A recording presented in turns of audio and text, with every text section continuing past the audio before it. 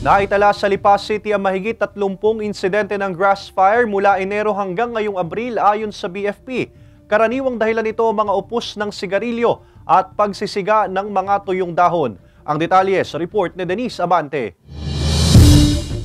Sa drone shot na ito, makikita ang lawak ng usok na bumalot sa kaparangan ng Barangay Dagatan, Lipa City. Nagsimula umano ang apoy mula sa itinapong upos ng sigarilyo ng isang residente sa lugar. April 5 naman nang masunog ang mga damo sa Barangay Inusluban. Ang dalawang insidente ng grass fire na yan, kabilang sa 32 naitala ng BFP sa lungsod simula noong January hanggang ngayong buwan ng Abril. Pinakahuli rito ang nangyaring rubbish fire sa Barangay Bulacnin kaninang alas 2 ng hapon. Napula ang sunog pasado alas 3 ng hapon. Ayon sa otoridad, pagsusunog ng basura at pagtatapon ng mga upos ng sigarilyo ang mga pangunahing dahilan ng mga naitalang grass fire. Grass fire and rubbish fire po. Pag sinabing rubbish fire, na nandun po kadalasan sa basura po. At yung pong grass fire ay kadalasan din po na yung mga tuyong damo po. Hindi natin maiwasan sa ating mga kababayan. Yung pinagbabawal po natin na pag-susunog ng basura. Na minsan ay maliit pero hindi po maiwasan na nandun na kumalat ito.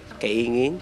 Then yung magnified sun rays po. Pag yung mga naiiwan pong bote sa sobrang init na tumatama po sa isang object, yun din po ay nagiging sanhi rin po ng apoy po sa mga kababayan natin na naninigarilyo. I-make sure po natin na bago po natin itapon ay nanandun na patayin po muna natin yung upos na sigarilyo. Noong Marso ang may pinakamaraming naitalang bilang ng grass fire sa lungsod ayon sa BFP. Wala namang nadamay na bahay mula sa mga naitalang grass fire. Pero paalala ng BFP, iwasan po natin ang pagsusunog ng basura.